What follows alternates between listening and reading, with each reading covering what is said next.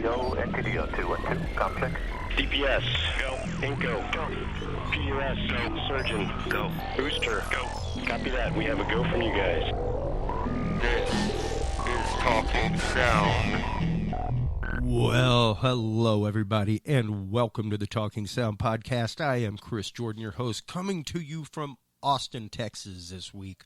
Hope everybody has been doing well. Today, we have a very special guest. Actor Jeff Davis is joining us today to talk about a film he just wrapped, as well as a film he finished just before that, what it's like to be an actor for the screen, as well as what it is to go through auditions, all that kind of stuff, what that whole process is like for all of you aspiring actors out there.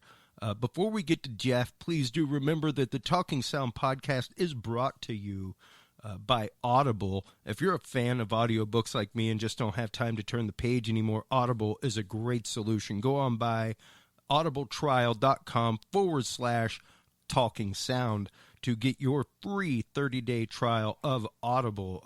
Great selections on there. Fantastic categories. You get 2 free books whenever you sign up.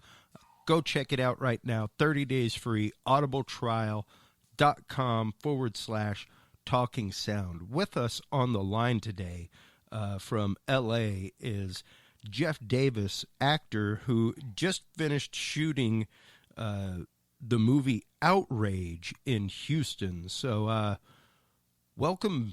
How are you doing today, Jeff? I'm doing well, thank you. Thanks for having me. Absolutely. Thank you so much Thank you so much for taking the time out of your schedule.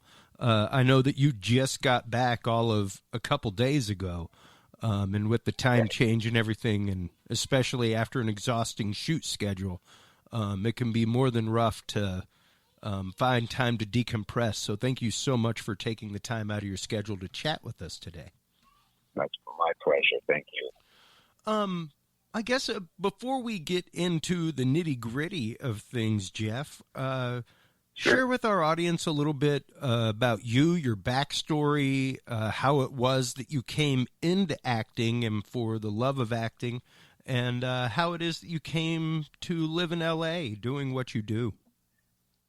Well, to make a short story long, I grew up in Maine, where you don't really grow up thinking you're going to go anywhere. Most everyone stays there their whole lives. I know people that have never seen the ocean and they live 40 minutes away. So it's an interesting place. Great place to live, great place to grow up. My grandparents had a dairy farm, so I grew up farming and such.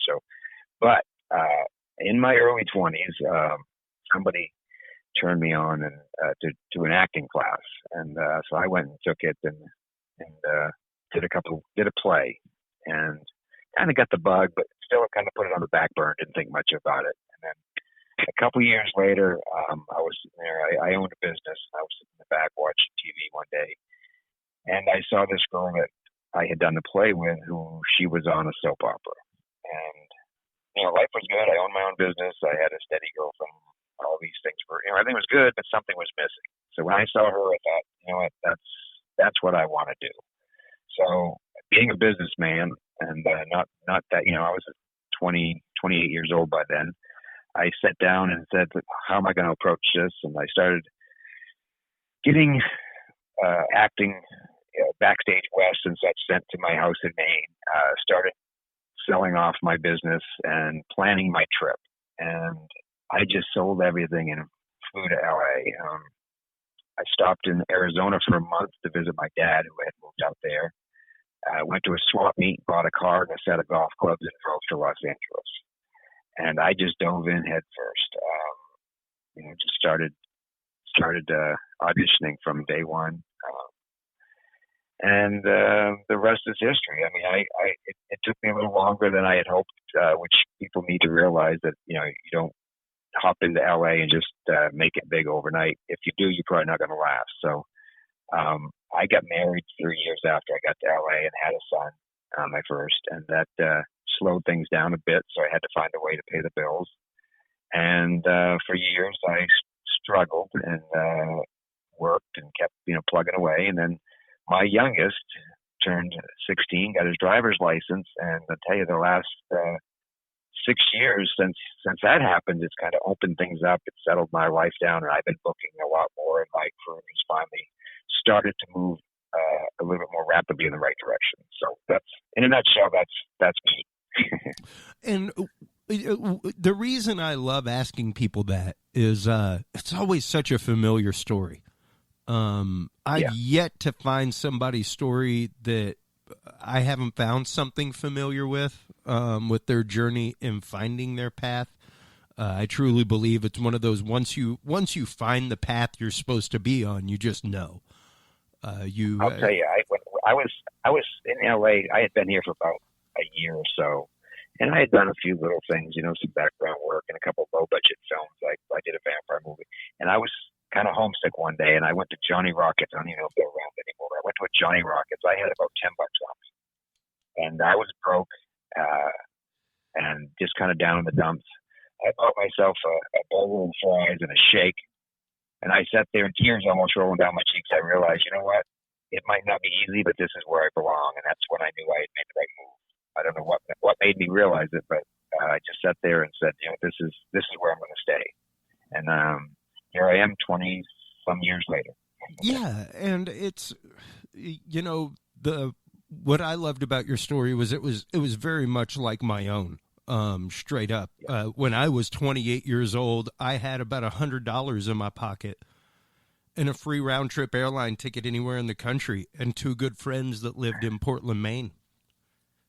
Yep. So yeah, I was literally at a family barbecue one weekend, and they were talking about going out and what are we going to do in a couple weeks? And I'm like, I don't know. I'm going to Maine. They're like, oh, cool. How long are you going to be there? I'm like, I don't know. Might be a week, might be a year, might be the rest of my life. No idea right now. Yep. And I moved there with an electric guitar and no amp, $100 and 2 bags of clothes. There you go. But, and after some struggle, like I did temp work with a temp agency, landed in mixing in a club where I ended up became my home away from home, and I was there 4 or 5 nights a week. And that's where I really found my path, where it was like, even at the bar one night, just talking with a fisherman, having a beer, wasn't even working. He was like, oh, what do you do? And I was like, well, I work at IDEX Labs, but I'm really an audio engineer. And it was like, wow, I didn't just define myself by my daily job. Even right. You do day work, things like that. Working on people's houses, all that kind of stuff, doing general handyman work just to kind of fill time, everything else. But that's not what you define yourself as. That's not what's on your business card. Right. Absolutely. I'm sure you have some business cards for those, but I do not. Luckily, I'm even better. I'm very good at what I do, and it's been all word of mouth. And that's I thought about getting business cards once, and I said to myself, if I get business cards that say construction or handyman or whatever, then I become that. So I refuse to go in that direction. That's it. That's the vibration that you're putting out into the universe. Yeah. Absolutely. And I couldn't have said it better. It's straight up. That is how you just defined yourself. And if all you define yourself as is a grip or a key grip and you don't ever want to be camera, cool. But if you want to be a cameraman, go start picking the brains of cameramen, stuff like that. Yeah. And I met people years ago that were doing extra work and always said, oh, I'm an actor, but they were doing, I'm going to get headshakes. Well, you know what? 20 some years later, these guys are coming in and they're being my stand-in and still doing extra work. That's what they defined themselves. That's what they became. Yeah. No problem. Nothing wrong with it, but that's, I did it for a year and I said, I can't do this. I'm an actor. I can't stand here and watch other people do what I want to do. So I had to, even though you could make money, I had to pull away. I couldn't mentally do that. So I hear you completely. Yeah, you can only say cheese and crackers silently so many times during the day before you get bored. Yeah. Yeah. I mean, nothing wrong with people that's their chosen profession, and it's a great profession. And they make good money, they make their insurance, but I couldn't do it. Absolutely. And even in my industry, Jeff, like it's very similar. I know people who for 20, 30 years have done nothing but push cases, roll cables, and go, here's your cable. They don't want to know how the cable connects. They don't want to know how to push the button because then they'd be responsible, and they don't want that level of responsibility. They don't want that level of accountability. You know, I mean, for a lot of actors, the background may be their favorite spot because, they don't want to be the dude like straight up on camera. You know, that's too much. They just want to be involved in the process. They want to be involved in the process and be around it. Yeah. And that's cool. That's all right. And it's definitely a career decision that you make. And like you said a while ago, when you moved out to California, much like when I moved to Maine, it was both feet first, not even asking how deep the water is. Absolutely. You know, and that's really what it takes. It really does take that leap of faith that I've got to do this. And when you finally get that resolve, what was it that pushed you to that point of resolve?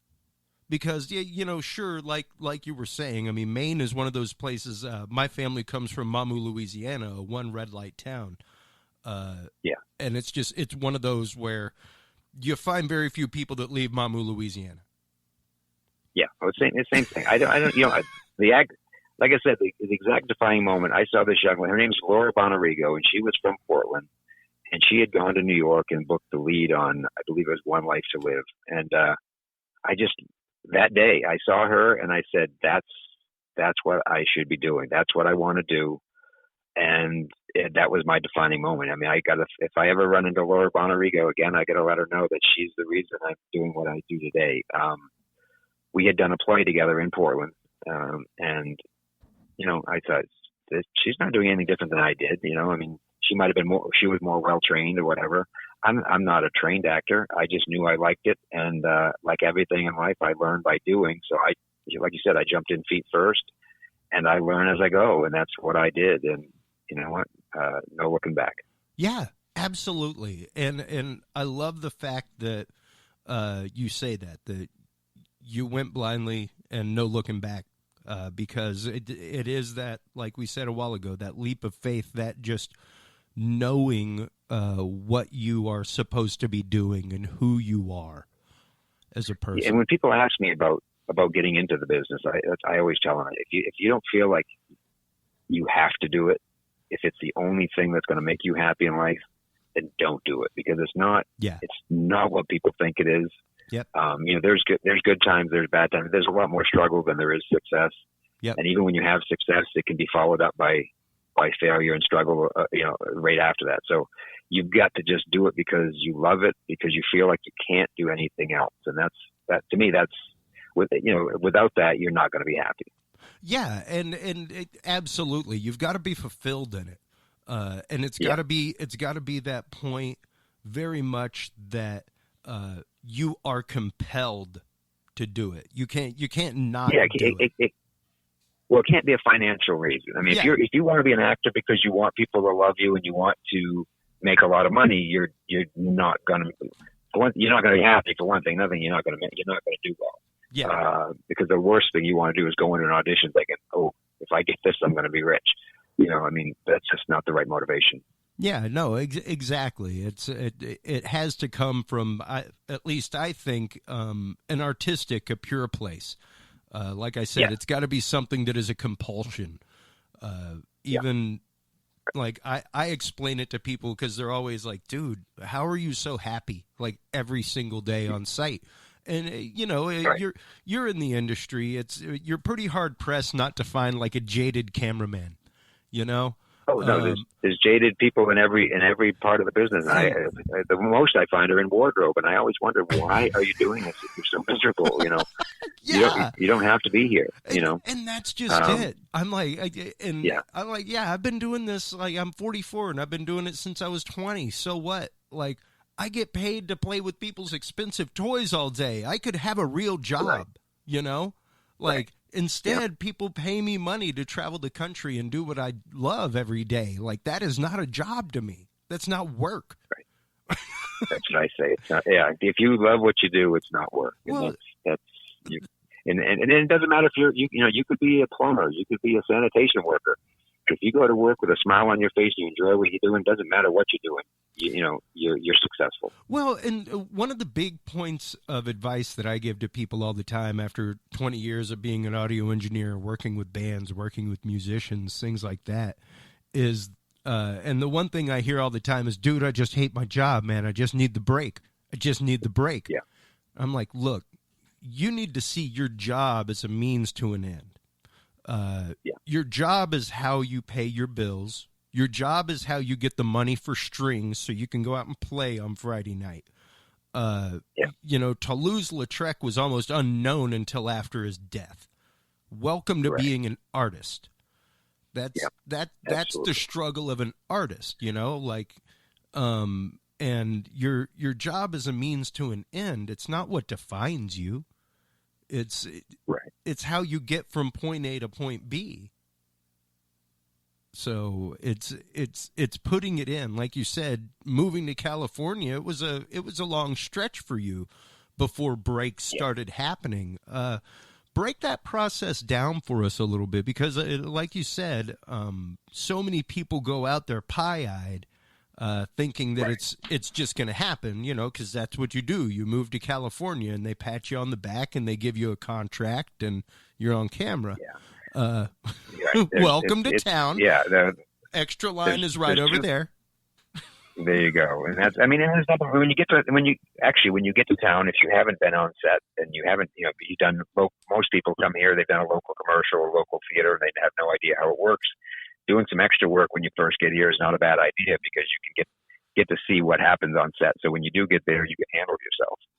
So I suggest, when someone that first comes to town, first off, you get a place to live and a way to pay for it that's flexible, because you don't want to have to think you're going to act to pay for your rent. So get a place to stay and a place to pay your rent, and then just go out and get your headshots locally done. The ones you came with probably aren't going to work in LA. So find out what they're doing in LA, get some headshots, and start just sending them out to agents. You doesn't matter big or small, but look around, see what agents, talk to people you meet, and network, and find out, is this agent any good? Do you think they would be good for someone just starting out? The toughest thing in LA, I think, is getting a decent agent that's actually going to get you in front of people, because you can't get work unless you get in front of people. The second toughest thing is actually auditioning, is because there's so many people here that every job you go in for, you're a needle in a haystack. I don't care how good you are. There's someone as good or better.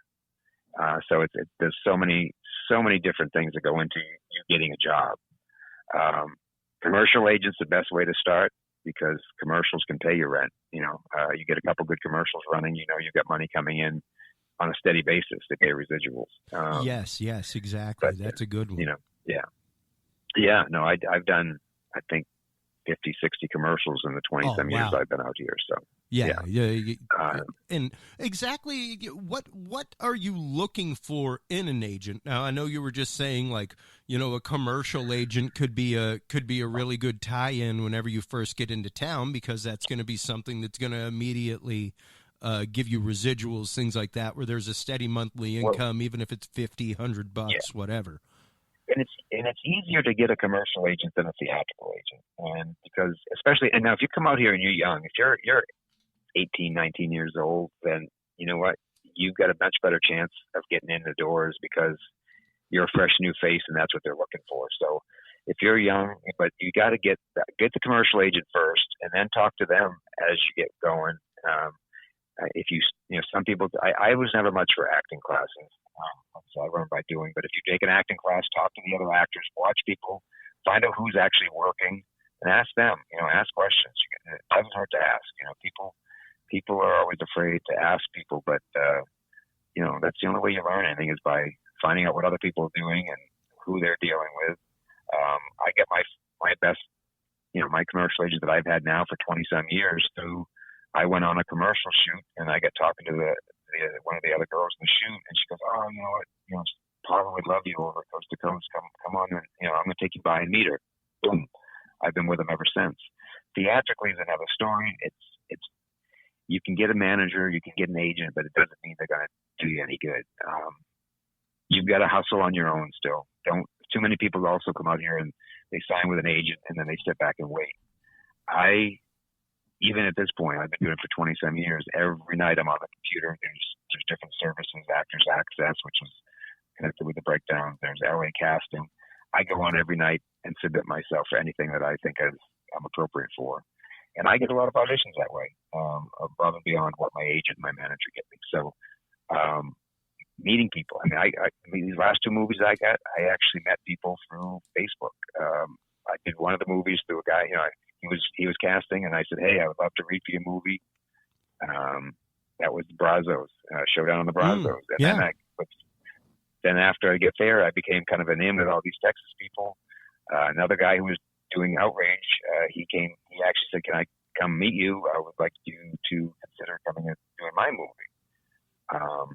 So I didn't audition for either one of those movies, just, through connections, and they saw my reel. That's the thing. Once you get a good, once you've worked for a while too, you can get a good reel, and that helps a lot. I mean, my reel has, I've got Criminal Minds, oh wow, Weapon, The Mentalist on my reel. Nice scenes from each of those shows, and Castle, all recent, and really, and that's been opening doors for me too. But it takes time to get those good reels. But if you're starting out, another thing too is, again, as an actor, and you probably knew it, even in your world of the sound, early on you might not get paid. You need to get experience, and no other business other than the artist do we work for free. But in this business, when you first start out, you want a resume. You walk into town, no one cares that you did 37 plays in Podak, Iowa. What they want to see is what you've done recently and what you've done on film, or whatever, even if it's a student. And what you've done locally, so that they can contact somebody that they know and be like, Absolutely. "What was this dude like on set?" You submit yourself to every student films, and whatever you can get yourself in on, and go in there and work and treat every audition like it's a job. So you're actually acting, because it's not. As a singer, musician, you can go on the street corner and play. As an actor, you can't just walk out someplace and work. So you need to treat every audition as a chance to perform. So. Yeah. Each one is the performance. And as much as it's not a fun performance per se, because it's nerve wracking, because you want the job, of course. Sure. But you can't get the job without doing it. So you have to figure out how to do it, how to make the most of it, the audition process. Yeah. And I think that's difficult. It's hard because people feel it as rejection when you don't get a job, but you got to realize that when you do get the job, it's a plus. When you don't get the job, that's just another day. That's just part of the process. It's not a rejection. It means they chose someone else. It doesn't mean they didn't like you. Sure. And sometimes on occasion, especially if you were the one that contacted them, you can be like, "Do you mind if I get some notes?" Like we were just talking about that in our last episode with executive producer Billy Dorsey. He does music, does quite a bit of songwriting, Grammy Award-winning stuff like that. And he was like, one of the biggest pieces of advice that I can give up-and-comers is take critical feedback. Don't be offended by it. Take it, absorb it, learn from it. Somebody of knowledge who you have asked for opinion is giving you a piece of critical, like, if they're just like, it sucks, that's not critical feedback. Right. But if they're like, what if you were to do this? Even if somebody came back to you and was like, I didn't believe your eyes. Your eyes just didn't sell it for me. Then at that point, maybe you need to sit with a mirror and deliver your lines for a little while before you go to rehearsal. So you can get that intimate eye contact, things like that. But it's anything without the negative or without some criticism, you can't get better. And no matter what you do, with the good comes the bad, and with the bad comes the good, and you've got to learn from it. You're right. Yeah. Well, and I normally tell people if I don't learn something on the job every day, even if it's like a quicker way to roll a cable, I don't care. I don't think I've done my job right. I'm supposed to be bettering myself as a technician daily and challenging myself, Right. and right up until the day you die. That's it. We're always learning. That's it. Yeah. Now, as someone who's been around a little bit, has gotten to the point now, and of course, whenever it's a little bit different, like you were saying, once you have an agent, as opposed to that doesn't mean that you have to stop the hustle. Right. Just because you get an agent, and it's very much like having a talent buyer or something like that for your band or your venue. They're basically Right. going to get 20% of whatever's made on the back end. You aren't really paying them most of the time on the front end. Right. Right. It's more like whatever you land for me, we'll do a split. Yeah. Now, what are the things that you look for as an actor in an agent? Whenever you're out agent shopping in a new market, things like that. What are some of the things that you're looking for in an agent? Because I mean, you definitely, like you were saying, you got to think of it in terms of buying a car. People, this is somebody. This is somebody that you are intimately trusting with representing you as an artist. This is a relationship that should be going for like 20 years. You're involving them in your business. So first off, I mean, you want to see what they're doing for other people. You want to see that they have people that are working. They don't have to be big stars, but like my last agent that I've been with now for 4 or 5 years, my theatrical agent, I had heard of them, and they were a good, middle of the road agency for actors. And so I looked up and I started clicking on. I go to IMDb and I click on some of their actors. I go down through and see if they've booked recent jobs. And I did this with a bunch of agencies, and the ones that seemed to, I looked at the actors, and, even they didn't have big names, great numbers, but they were working. They were getting bookings, which means they're getting in the door somewhere. And if you're booking, that means you're auditioning. If you're not booking, it doesn't necessarily mean that you're not getting auditions. But I looked for agents that were, getting people in the door by, and the only way to tell that is either talk to other actors or see what these actors have been doing that they represent. So then I sent out, I had done a few things, so I put together a little, I call it an e-package. I did it through the computer. I would put a headshot, the resume, and what I've done recently, and a link to my IMDb page, and I would just send it out to 5 agents at a time, the ones that I wanted the most, and see what happened. Then when you meet the agent, it's not only important to how well they do, but what's your rapport like with them. You want someone that you can call and talk to, someone that you feel comfortable, sharing with, and you don't want to feel like you owe them anything, or you're afraid to talk to them. Oh no, if I I'm going to piss them off, they won't send me out.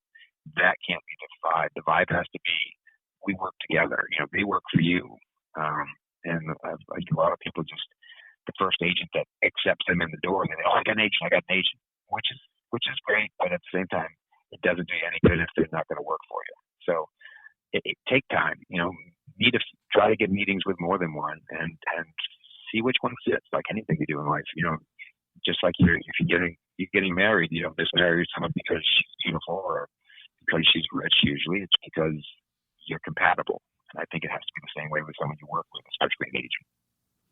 Yeah, no, most definitely, because it's a business relationship. Like you very much so. But it helps to have some kind of a personal relationship too. I think, even though it's a business relationship, I mean, it definitely helps in this business, especially. Well, you've got to have a personal rapport, and most definitely you have to have a shorthand. I explain it very much as the same as representation for a band, the same as whenever I was invited to come in and be an engineer specifically for a band, where it was like, hey, we'd like you to be our full-time sound guy. Anywhere we go, you go. It was like, okay, you need to understand, I'm not just going to show up for gigs. I'm going to be there at rehearsals. we're going to be recording rehearsal now, and everybody will be walking off with a copy of it so that they can listen. When you had a bad night on stage, I'm going to let you know.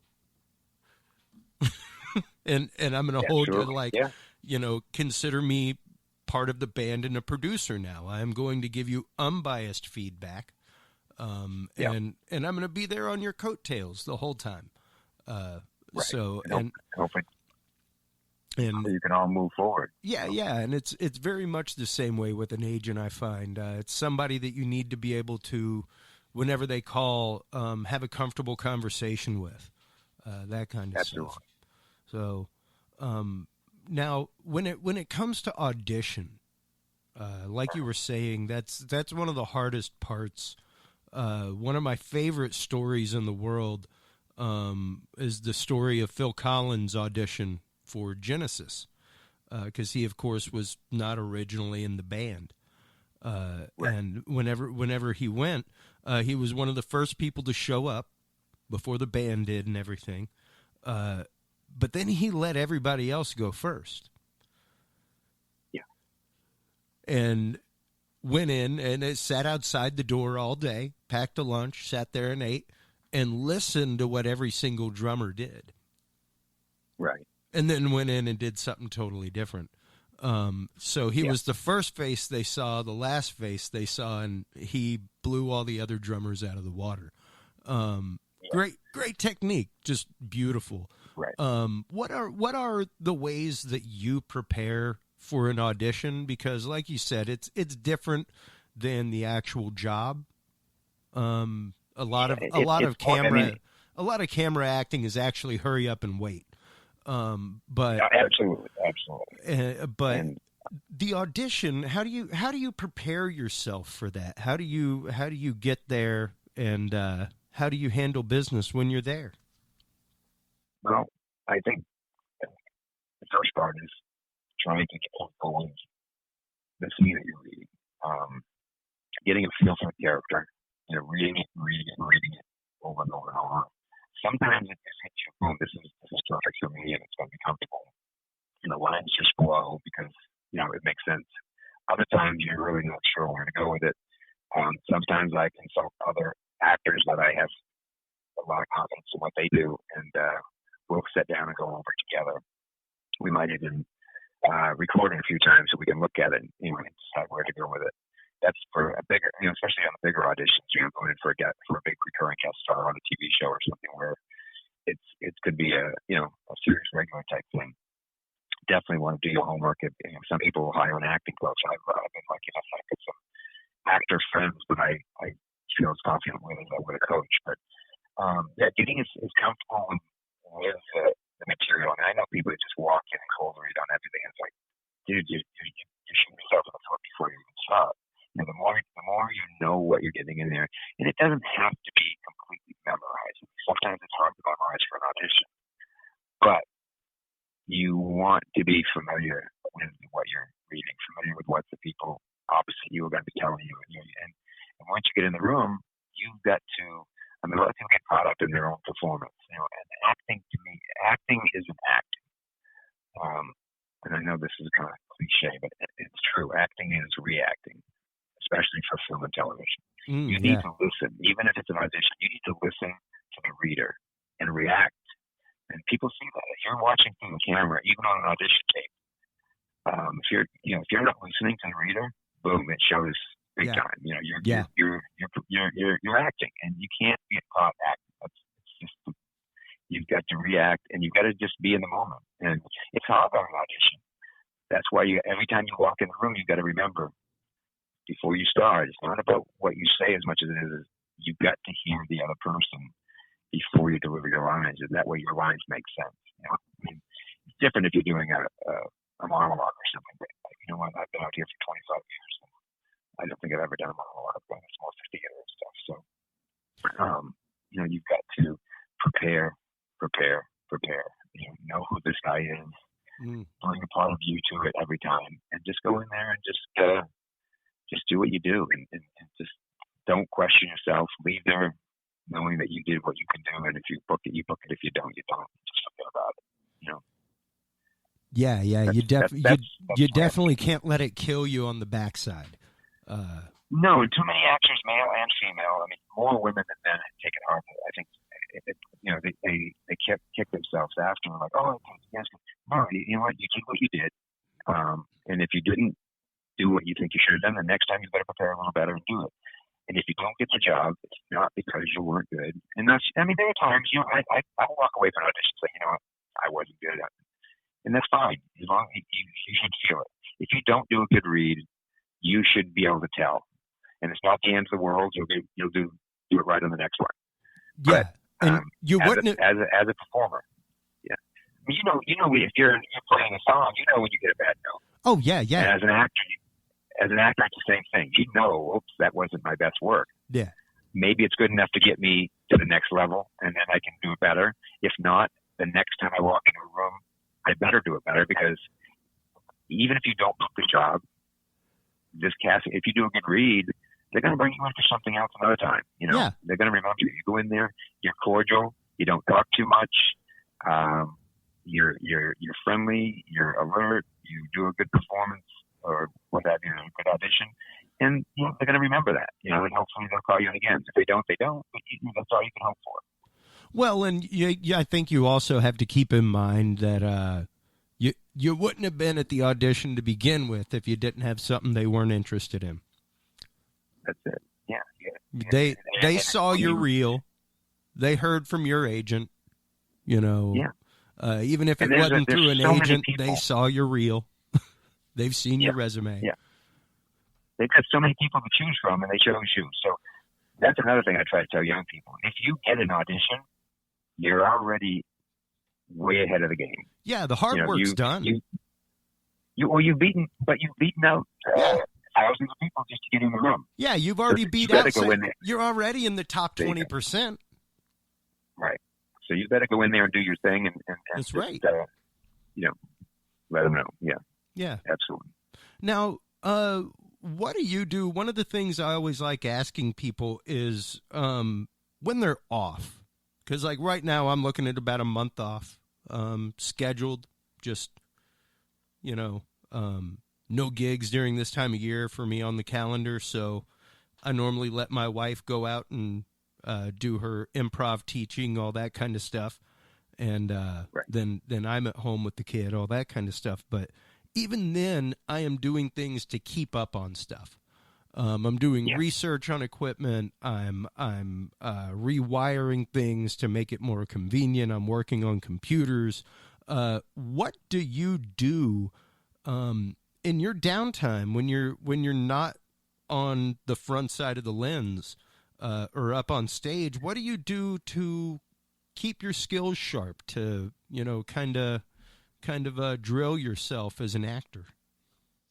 To be honest, I just try to keep. I mean, I don't study.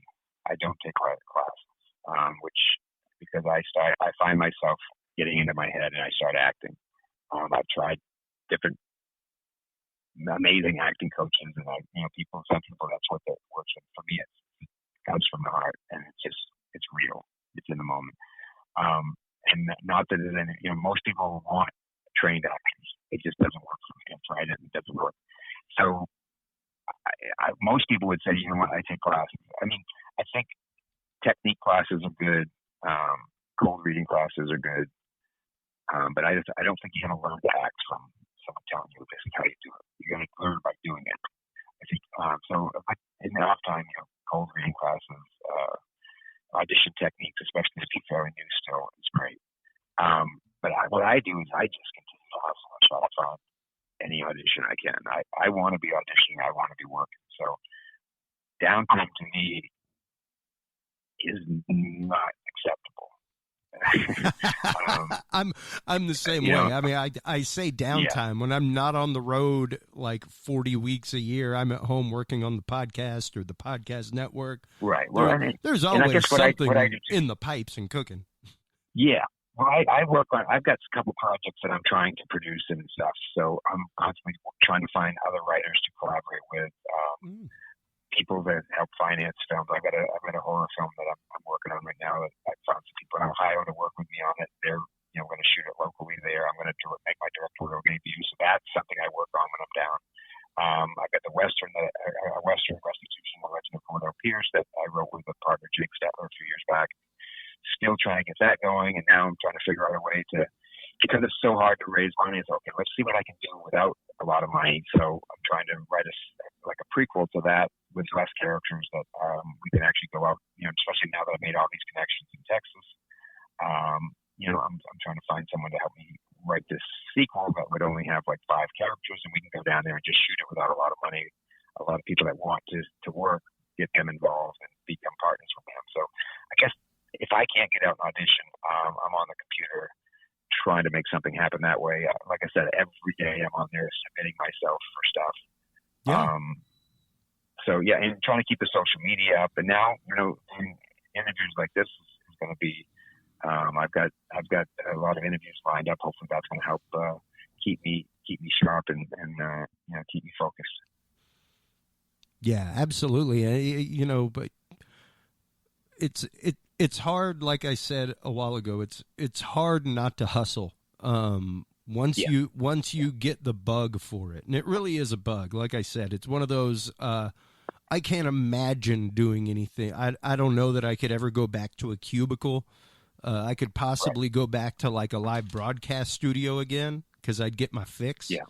But there's nothing like it. There is nothing like putting bids out, having shows come through, calling people, talking about labor, doing, just always on the hustle. Absolutely. Absolutely. And I've done it never, since I was 22 years old. I've never really worked for anybody else. So I was, lucky enough to start my own business at a very early age. And then, so when I transitioned into this world, I've been able to do the same thing. I don't have to work for anybody. I couldn't go back to doing a 9 to 5, or I couldn't work in an office, So, luckily I've, with the help of my family and God's will, I guess you'd say, I've been able to just keep plugging away and put my boys through private school and college and pay my mortgage every month, and with the help of my wife, who works hard as well. So like you said, you just have to know that this is what you got to do, and then you find a way to survive. Yeah, and it really does become a by any means necessary mentality. Like I said, it's I can't not do it. Like we'll be out at dinner, and I'll meet somebody and give them a card, and my wife will just shake her head, just be like, you can't doing the same thing. Like you can't not work, can you? Like she's so funny because she's like, and even people that know me and have been on my show and been into the studio with me, have been like, dude, that's the strangest thing I've ever seen. Like, I just saw you turn the switch on. Yeah. They're like, you were a totally different person when the microphone turns on and you start recording. Not that I'm not like genuine on the microphone here, people, but the way that my voice comes out of my body. That's what bums me out as far as the acting part, is that most things you want to do as an actor would be, going out and getting the camera and shooting some stuff. But you need other people. You need a little bit of money, and that's what's hard about I'd be making little short films every day if I had the right people connected to me. If I wasn't auditioning, I'd be shooting something. And hopefully, that's what I'm trying to work towards. I want to work towards producing my own projects, even if it's just very low budget independent. Yeah. As long as you go out there and you do some great work, you get great people around you, you can do some good stuff with no money, with a little money, but you still have some. And it's getting to that point where people will back you. It's good. And like you said, always working. Yep. Yeah. And thank you so much for taking the time to, like I said, carving out the time in your very, very busy schedule between travel, shooting, wrapping things, everything else. If you were to have one piece of advice for an up-and-coming actor, Jeff, what would it be? I think we already touched upon it, and that's, don't do it unless it's something that you feel you have to do, and there's nothing else that you can do. I mean, I've had people call me, and they're from Maine or whatever. You know, my son is coming out to LA and wants to be an actor. What would you tell? You know, what can you do to help him? And also, I mean, not just that. It's got to be you. If you do decide to dive in, you got to make a commitment. It's not, oh, I'm going to give it 2 years and see what happens. It's not a 2-year deal. It's a lifelong deal. And if you really want it, you'd be prepared to spend your life doing it. You know, some of the best actors you're watching on film right now were 20 plus years before you ever, you know, before they became a household name. Yeah. Harrison Ford was 30-some years old when he did American Graffiti. You know, and he was still building sets when he did American Graffiti. He was still a set guy. No, he was building sound studios. That's how he got movies, I believe. He was doing sound studios in people's houses. Yeah, I know that. Kevin Costner, I worked on Waterworld, and I was talking to his brother-in-law, and he told me that Kevin was 7 years getting into set. He was working as a set manager or something like that at RV Studios. Didn't get a break, and then he got his big break, and it was the big chill. And he gets a call from the director the night before the premiere to let him know that all his scenes got cut. And basically, he was the dead guy in the cast house. Yeah, big chill. He had a lot of flashback scenes. He was the one the story was about. The kids were all going to his funeral. And it was, there's secondhand information, but what I was told is he said to Larry Kasdan, "Thank you so much, sir. I really appreciate working with you. And, you know, I understand. That's fine." Then he went home and he screamed and yelled and out on his wife, not in a bad way, but, you know, he was frustrated, of course. But he handled it like a professional. And then not long after that, Kasdan remembered him. He did Silverado. And basically that was probably one of Kevin Costner's best performances of his career. You know, he was the Western that he did with a lot of the same people from Big Chill. So it just goes to show you that, you know, you've got to accept the ups and the downs, and you got to be cool with it, and you got to take it and handle it like a professional, and hopefully things will come around. That's it. And another thing too, for young actors, is never talk down to anyone. If you know, I see a lot of people, they get on their first movie and they're kind of a co-star or maybe even a star of a no budget movie. They already start acting like I'm a star. You know, I don't care how big you are, you're never a star. You talk to the PAs, the craft service people, and everybody as if they are, you know, doing what you're doing. Never talk down to anyone, because 6 months later they could be producing a film and so they got her. And I mean, I think you can get everyone's same anyway, but in general, you never know who you're talking to, so keep your wits about you at all times. Yeah, that craft services kid could be writing your next script, man.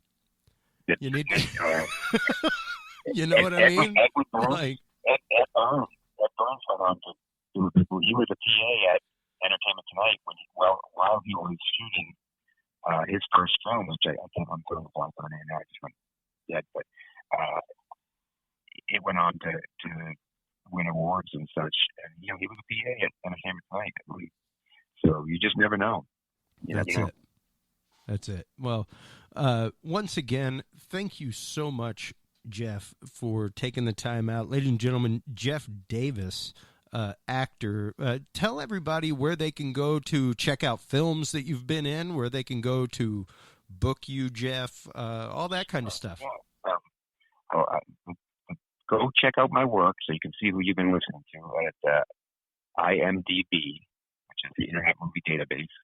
And look up J.F. Davis or Jeff Davis, but J.F. Davis. And go to, if you follow me on Instagram or Twitter, it's at J.F. Davis Actor. Same thing on Facebook as J.F. Davis Actor. And I also have a website, jfdavisactor.com, and I try to post a lot of stuff there. So, yeah, and, you know, that's where I'm at. And I do interact with people on Facebook. I answer questions. I will always comment, or at least like your comments. So I try to be as on hand as possible. I mean, I appreciate the fact that people take the time to watch my videos post or see my posts and comments. So I try to be as responsive as possible.